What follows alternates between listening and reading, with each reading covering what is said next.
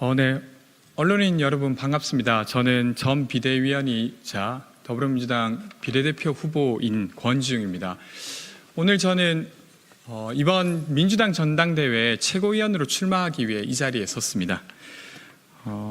출마 선언문으로 제가 왜 출마했는지 그리고 무엇을 하고자 하는지 말씀드리도록 하겠습니다.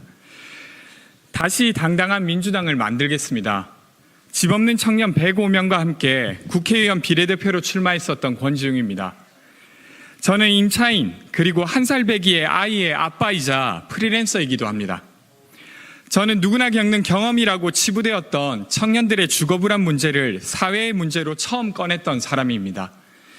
저는 민달팽이 유니온과 주택협동조합 활동으로 8년의 시간을 보냈고 지난 총선에서 민주당 비례대표로 출마한 바 있습니다.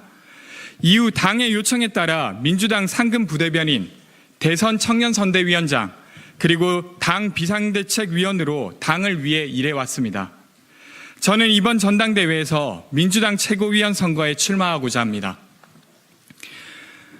주거와 청년 문제를 오랫동안 다뤄왔지만 주거 문제와 청년 문제만을 이야기하고자 이 자리에 선 것은 아닙니다. 청년이 다른 세대보다 얼마나 어려운지 말하려고 한 것도 아닙니다. 그동안 제가 이야기해왔던 청년과 주거에 관한 이야기는 우리 주변에서 흔히 볼 수 있는 우리 사회의 전체의 희망과 절망에 관한 것이었습니다. 이제 한국 사회는 정치와 함께 더 큰 변화가 필요합니다. 이번 8월 전당대회는 대선과 지선에서 패배하고 첫 번째로 맞는 전당대회입니다. 그러나 안타깝게도 제1야당 민주당의 전당대회에 관심 있는 국민이 많지 않습니다. 어대명, 반명이라고 합니다. 971이라고도 합니다.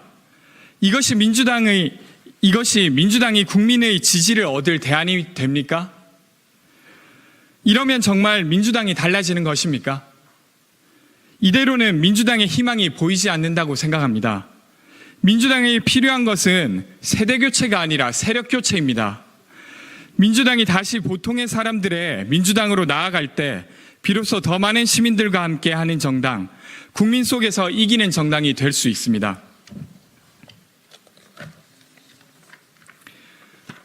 그러기 위해선 새로운 지도부에 집 없는 사람들의 문제를 풀어온 경험으로 을을 지키는 민생 최고위원, 국회 일정을 넘어 전국 곳곳을 찾아다니는 원외 최고위원, 세입자이자 1살 배기의 아이를 키우는 보통의 최고위원이 필요합니다.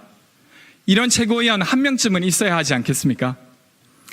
제가 최고위원이 되면 당을 이렇게 바꿔나가겠습니다.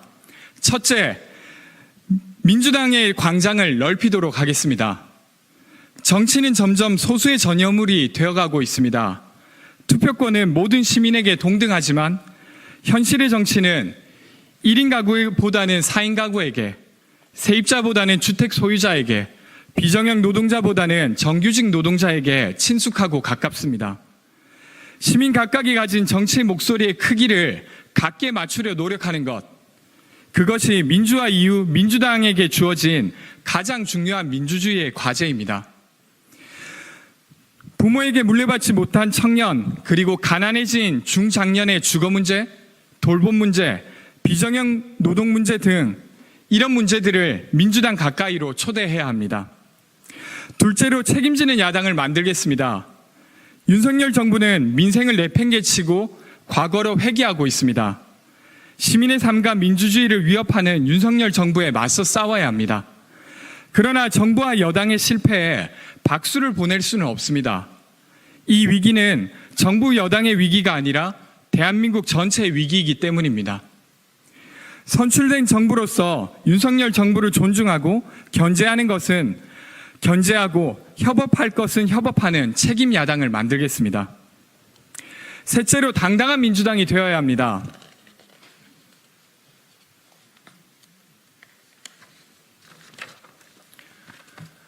최근에 성비위 문제를 감싸는 민주당, 법안 통과를 위해 꼼수 탈당을 시키는 민주당, 이런 모습을 보여왔습니다.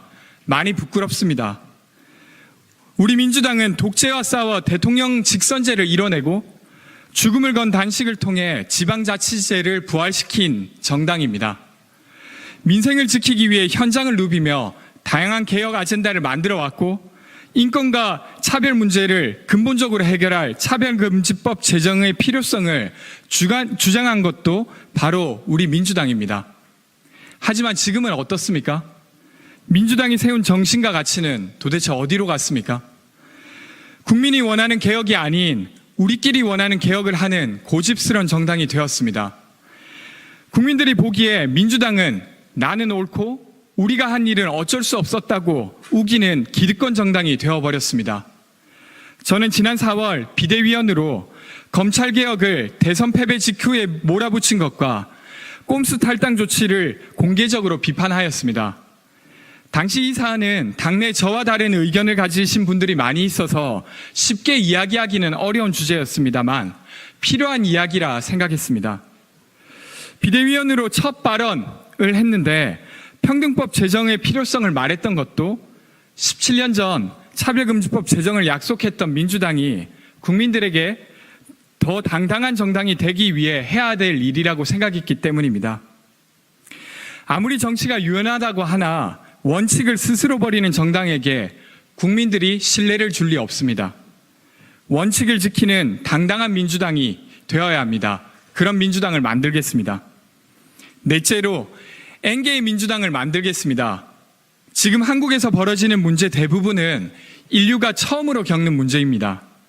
다른 나라의 해법을 복사해서 풀 수 있는 문제가 아닙니다. 그러나 현재의 한국 정치와 사회는 중앙 집권적입니다. 다변화되는 문제를 대처하기가 많이 어렵습니다. 아래로부터 그리고 여러 지역으로부터 다양한 해법을 찾고 실행해야 합니다. 그러기 위해서 시도당을 중앙당 산하가 아니라 하나의 로컬 정당으로 만들고 지방자치단체장 및 지방의원의 당내 역할을 키워야 합니다. 이를 위해 제도를 정비하고 권역별 민주연구원 설립을 검토하겠습니다. 다섯째로 당원의 민주당을 만들겠습니다. 대한민국의 정치가 국회 내 정쟁에만 갇혀 있습니다. 정치의 공간을 국회에서 사회로 넓혀야 합니다. 입법기관으로 민의를 반영하는 국회의원들의 활동은 너무나 중요합니다.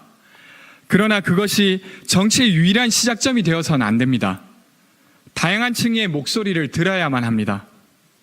그러기 위해 주요 당직을 원외 인사로 임명하고 당과 당원 간의 거버넌스를 상시화해서 정책 발굴, 의제 발굴의 기회를 당원들에게 충분히 제공해야 합니다. 이는 2018년도 민주당 정당혁신위원회에서 제안한 내용이기도 합니다. 저는 최고위원에 출마하기까지 많은 고민이 있었습니다. 원외 그리고 청년 정치인으로서 쉬운 선택은 아니었습니다. 하지만 이대로 볼 수만도 없었습니다. 저도 전당대회에서 할 수 있는 것을 하겠습니다. 무엇보다 이번 전당대회로부터 상대를 적으로 여기는 민주당 내 혐오 정치를 끊어내고 다양한 비전과 정체성을 토론하는 장으로 만들어내겠다는 약속을 한 명의 후보자로서 드립니다. 저는 그 토론을 을을 지키는 민생 최고위원, 당사자가 주체가 되는 외연 확장 최고위원, 현장에 집중하는 원외 최고위원 후보로 함께하겠습니다. 선거 기간 동안 최선을 다하겠습니다. 새로운 민주당의 가능성을 열어내겠습니다. 감사합니다. 고맙습니다.